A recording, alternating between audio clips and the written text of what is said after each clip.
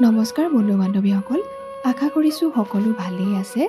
পুনৰবাৰ অন্য এটা নতুন ভিডিঅ'লৈ আপোনালোক সকলোকে স্বাগতম জনাইছোঁ।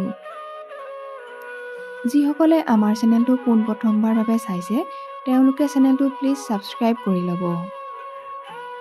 উদুলি-মুদুলি হৈ পৰিছে অসমৰ জনপ্ৰিয় কণ্ঠশিল্পী মণ্টুমণি শইকীয়াৰ ঘৰ।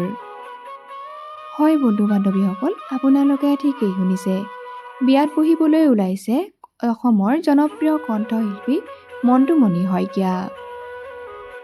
ৰিচা কলিতাৰ সৈতে বিবাহপাশত আবদ্ধ হ'ব কণ্ঠশিল্পী মণ্টুমণি শইকীয়া।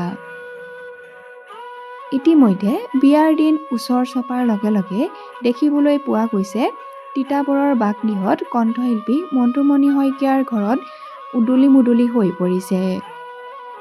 মণ্টুমণি শইকীয়াৰ বিয়াক লৈ চলিছে পূৰ্ণ প্ৰস্তুতি।